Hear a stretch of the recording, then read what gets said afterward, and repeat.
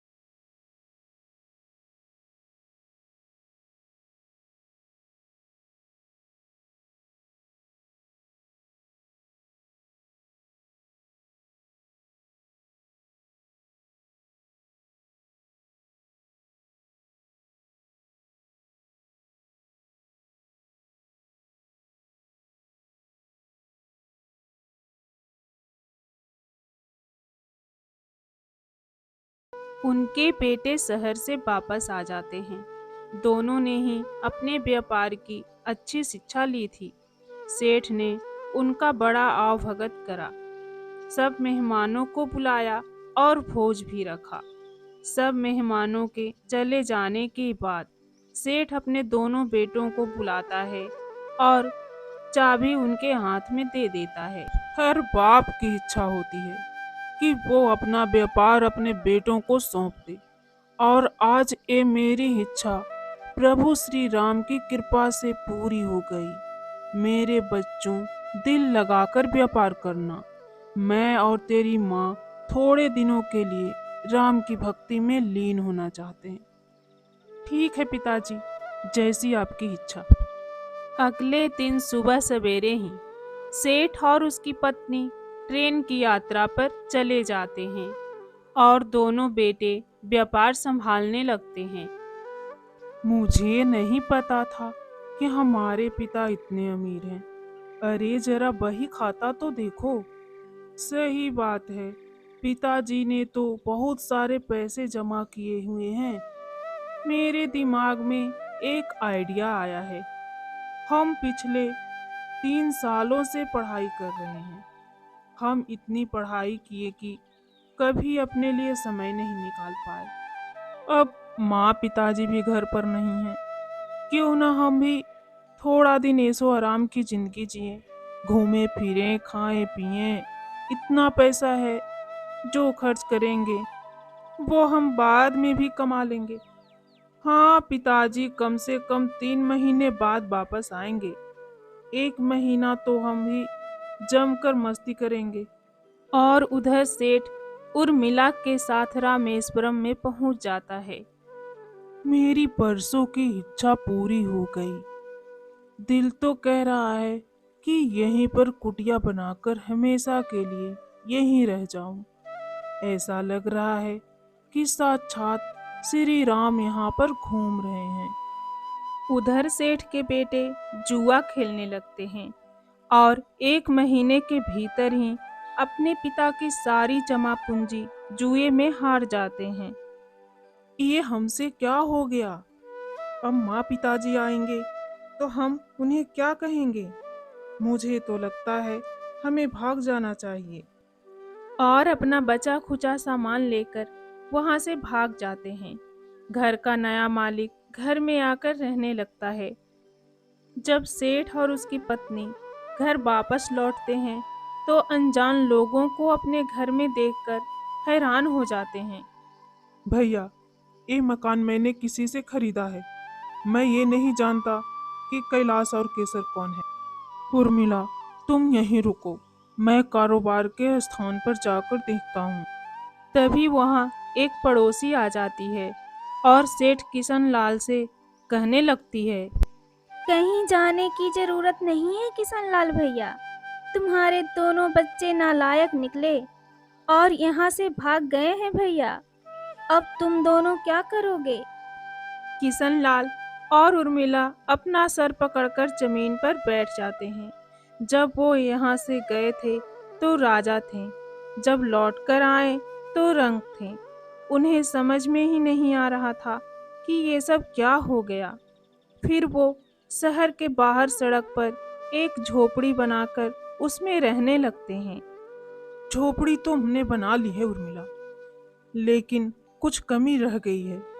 तू रुक, मैं कुछ खाने पीने का सामान ले आता हूँ।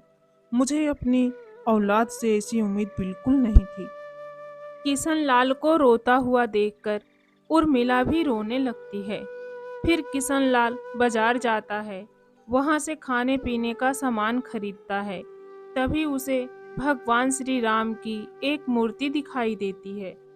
जब किशन लाल मूर्ति वाले से मूर्ति का मूल्य पूछता है, तो मूर्ति वाले उस मूर्ति का मूल्य 100 रुपये बताते हैं।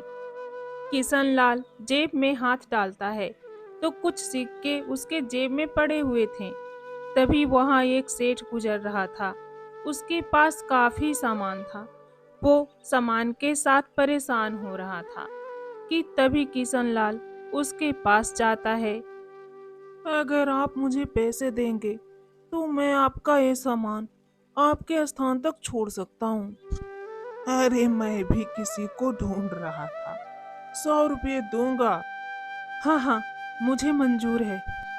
बूढ़ा किशन लाल सारा सामान अपने सर पर रखकर उस आदमी के साथ चल देता है और उसके स्थान पर सारा सामान रख देता है। वो आदमी 100 रुपये किशन लाल को देता है, तो किशन लाल उस 100 रुपये से प्रभु श्री राम की मूर्ति खरीद लेता है। उर्मिला, देख मैं तेरे लिए क्या लेकर आया हूँ। प्रभु श्री राम के बिना ये झोपड़ी अधूरी है। आपने बहुत अच्छा किया। मैं भी कहने वाली थी कि यहाँ पर तो प्रभु श्री राम भी नहीं है। उर्मिला प्रभु श्री राम की मूर्ति को एक स्थान पर स्थापित कर देती है। फिर खाना बनाकर भगवान श्री राम को भोग लगाती है।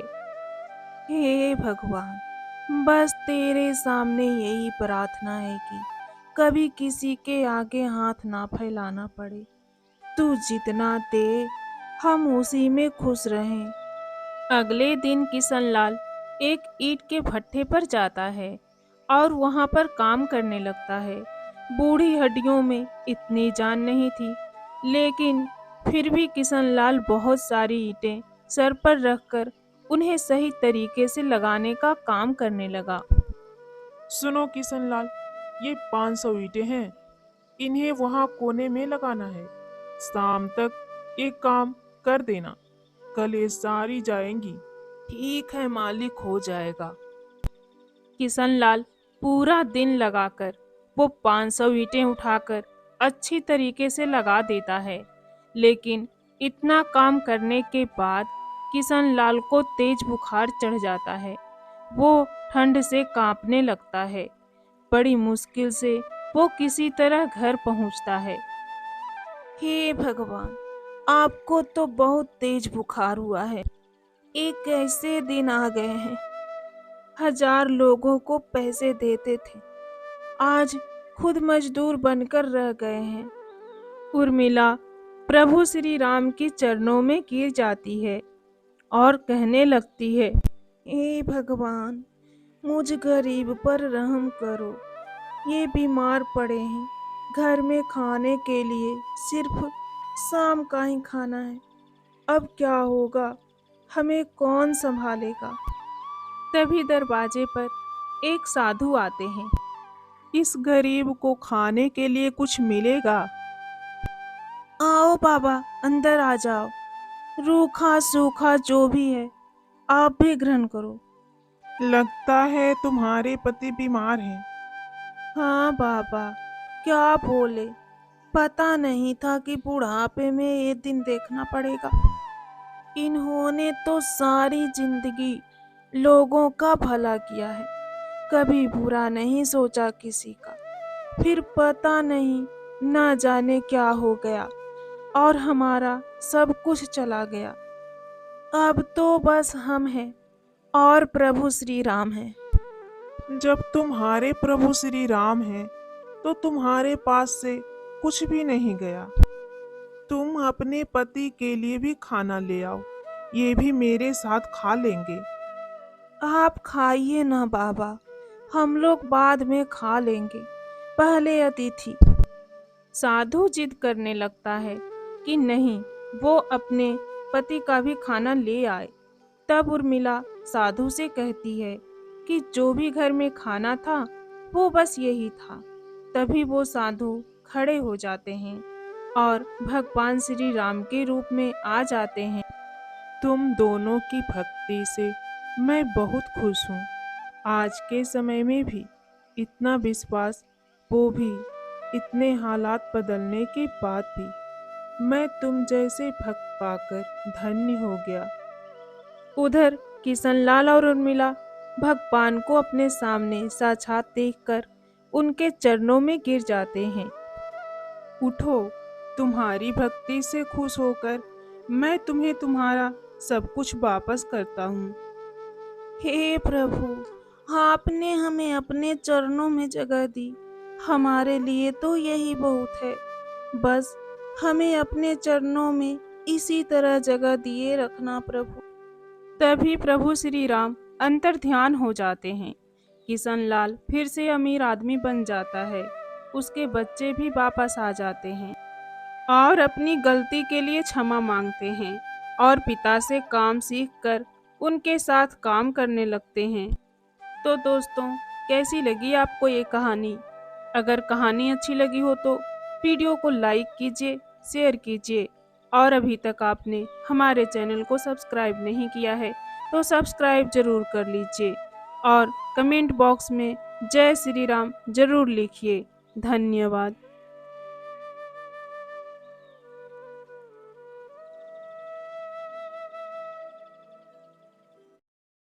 भोलू शिव जी का बहुत बड़ा भक्त था। गांव के शिव मंदिर में साफ सफाई करता था। वहीं मंदिर से उसको चंद पैसे मिलते थे जिससे उसका गुजारा होता था। भोलू निचले जाति का व्यक्ति था, इसलिए भोलू को मंदिर के अंदर आने की अनुमति नहीं थी। मंदिर के सीढ़ियों के बाहर ही साफ सफाई किया करता था। तभी मंदिर के पुजारी वहां आते हैं और भोलू से कहते हैं, अरे भोलू, जरा मंदिर के सीढ़ियों पर झाड़ू लगा दो। देख तो कितनी गंदगी हो रही है।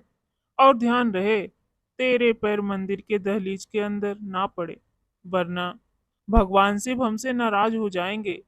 जी पंडित जी, समझ गया। पंडित जी के कहने पर भोलू मंदिर की सीढ़ियों की साफ सफाई करने लगता है। तभी वहां गांव का मुखिया आता है और भोलू से कहता है, अरे भोलू, क्या कर रहा है? सीढ़ियों की साफ सफाई कर रहा हूँ, पंडित जी ने कहा है। अरे भोलू, मैं तुमसे कितनी बार कह चुका हूँ कि तू इस मंदिर को छोड़कर मेरे घर आ जा। मुझे तेरे जैसे नौकर की ही जरूरत है। ये मंदिर तुझे क्या ही देता होगा। मैं तुझको इससे ज्यादा पैसे दूंगा। मेरे साथ चल मेरे घर। व्यर्थ ही अपना खून पसीना एक करता है। मुखिया जी, भले ही आप मुझे ज्यादा पैसे देंगे, लेकिन मेरे महादेव तो यहाँ पर है ना। मैं उन्हें छोड़कर कहीं नहीं जा रहा, भले ही मुझे यहाँ 2 पैसे कम मिले। अरे तू भी क्या महादेव का रट लगाए रहता है। ये पंडित तुझे मंदिर के अंदर तो घुसने देता ही नहीं है। कोई बात नहीं, मुझे तो महादेव के संग ही रहना है, भले ही मैं मंदिर से बाहर रहूं। भगवान तुझे सद्बुद्धि दे। ये बोलकर मुखिया वहां से चला गया। रात का समय था। भोलू अपने घर में सो रहा होता है। तभी भोलू के घर का दरवाजा कोई जोर जोर से पीटने लगता है। भोलू के अचानक से आंख खुलती है और वो जाकर दरवाजा खोलता है। दरवाजे के बाहर एक गांव का व्यक्ति हांफता हुआ खड़ा था। अरे भोला भाई, जल्दी से भागो, गंगा जी का बांध टूट चुका है। किसी भी वक्त हमारे गांव में पानी भर सकता है। जीवित रहना है तो अपने संग खाने पीने का कुछ जरूरी सामान लेकर गांव के बाहर वाले पहाड़ी पर आ जाओ। सभी गांव वाले वहीं जा रहे हैं, तू भी आ जा। ये बोलकर वो व्यक्ति वहां से चला जाता है। भोलू अपने चारों तरफ नजर घुमाता है, तो देखता है कि सारे गांव में भगदड़ मची हुई थी। सभी गांव वाले जरूरी जरूरी सामान उठाकर पहाड़ की ओर भागे जा रहे थे। अब भोलू भी फटाफट घर में से जरूरी खाने पीने का सामान उठाने लगता है। तभी उसके दिमाग में एक बात आती है कि उसके शिव जी तो मंदिर में ही हैं, उन्हें मंदिर से कौन निकालेगा। ये काम तो उसे ही करना होगा। भोलू सारा जरूरी सामान वहीं छोड़कर मंदिर की तरफ भागता है। तभी रास्ते में उसे पंडित जी मिलते हैं और कहते हैं, अरे भोलू, सारे गांव वाले बाढ़ से दूर भाग रहे हैं और तू बाढ़ की ओर कहाँ जा रहा है? पंडित जी, मेरे महादेव तो मंदिर में ही रह गए हैं। मैं उनको मंदिर से निकालने जा रहा हूँ, वरना वो भी डूब जाएंगे। अरे भोलू, तू पागल हो गया है क्या? अपने घर से जरूरी सामान ले और भाग यहाँ से। लेकिन भोलू पंडित जी की एक नहीं सुनता है। वो उनकी बातों को अनसुना करके मंदिर की ओर भागता है। गांव में पानी तेजी से भर रहा था। बाढ़ का पानी कमर तक आ चुका था। भोलू मंदिर के अंदर जाता है और शिवलिंग को उठाकर अपने सर पर रख लेता है और शिवलिंग को लेकर गांव के बाहर पहाड़ी की ओर जाने लगता है। पानी का स्तर तेजी से बढ़ रहा होता है। सभी गांव वाले पहाड़ी की चोटी तक सुरक्षित पहुंच चुके होते हैं, लेकिन भोलू अभी भी शिवलिंग को लेकर सुरक्षित स्थान पर पहुंचने की कोशिश में था। लेकिन पानी अब उसकी गर्दन तक आ चुका था। इतनी पानी में शिवलिंग सर पर लेकर चलना असंभव था। लेकिन भोलू के शिव भक्ति इस असंभव कार्य को भी संभव करा रही थी। खूब कठिनाइयों के बाद भोलू आखिरकार एक सुरक्षित जगह पर पहुंच जाता है और वो वहां पर शिवलिंग को रखकर हाथ जोड़ता है। जब तक भोलू सांस भरता, उतने में ही गांव वाले भागते हुए भोलू के पास आते हैं। दुष्ट, नीच व्यक्ति, तेरी इतनी हिम्मत कैसे हुई कि तू मंदिर में से शिवलिंग को उठाकर यहाँ ला सके? तुझे पता है, तेरे शिवलिंग को हाथ लगाने की वजह से ये शिवलिंग अशुद्ध हो गया है। पंडित जी, मैं तो बस शिवलिंग को बाढ़ से निकालकर बाहर लाया हूँ। अब मेरे साथ कोई था नहीं, तो मजबूरन मुझे ही उठाना पड़ा। अगर मैं शिव जी को उठाकर नहीं लाता तो शिव जी बाढ़ में डूब जाते। पंडित गुस्साते हुए कहता है, सुनो सुनो गांव वालों, इसकी बातें सुनो। तू हमको अपने जैसा मूर्ख समझते हो क्या? हमें पता है, तूने जानबूझकर शिवलिंग को अशुद्ध किया है। तुझे इसकी सजा मिलेगी। ये बोलते ही सभी गांव वाले बेचारे भोलू को मारने के लिए चढ़ पड़ते हैं। तभी शिवलिंग से एक तेज प्रकाश उत्पन्न होता है, जिसे देख सभी गांव वाले अपनी अपनी जगह रुक जाते हैं। तभी उस प्रकाश में से स्वयं भोलेनाथ प्रकट होते हैं। साक्षात भोलेनाथ को अपने सामने देख भोलू के साथ सभी गांव वाले नतमस्तक हो जाते हैं। भगवान शिव भोलू को उठाते हैं और उससे कहते हैं, भोलू, तेरे जैसा भक्त पाकर मैं धन्य हो गया। तू अपनी प्राणों की चिंता छोड़कर मुझे बचाने में जुट गया। मैं तेरे इस सेवा भाव से बहुत प्रसन्न हूँ। मांग, तुझे क्या चाहिए? भोलू कहता है, मुझे कुछ नहीं चाहिए, बस आप इस बाढ़ को हमारे गांव से बाहर निकाल दीजिए, जिससे हमारा गांव फिर से बच सके। मुझे इसके सिवाय और कुछ नहीं चाहिए। भगवान शिव ने तथास्तु बोलकर यह भी कहा कि आज के बाद इस गांव में कभी बाढ़ नहीं आएगी। इसकी रक्षा मैं स्वयं करूंगा। ये बोलकर शिव जी अंतर ध्यान हो जाते हैं। भोलू के अच्छाई को देखकर सभी गांव वाले की नजरें नीचे झुक जाती है। सभी भोलू से माफी मांगने लगते हैं और पंडित जी भी माफी मांगते हैं। फिर गांव का मुखिया जी कहते हैं कि अब से सभी वर्ग का, सभी जाति का व्यक्ति मंदिर में आकर पूजा कर सकते हैं। अब उसको भी उतना ही सम्मान मिलेगा। हर हर महादेव। तो दोस्तों, कैसी लगी आपको ये कहानी? अगर कहानी अच्छी लगी हो तो वीडियो को लाइक कीजिए, शेयर कीजिए, और अभी तक आपने हमारे चैनल को सब्सक्राइब नहीं किया है तो सब्सक्राइब जरूर कर लीजिए और कमेंट बॉक्स में ओम नमः शिवाय जरूर लिखिए। धन्यवाद।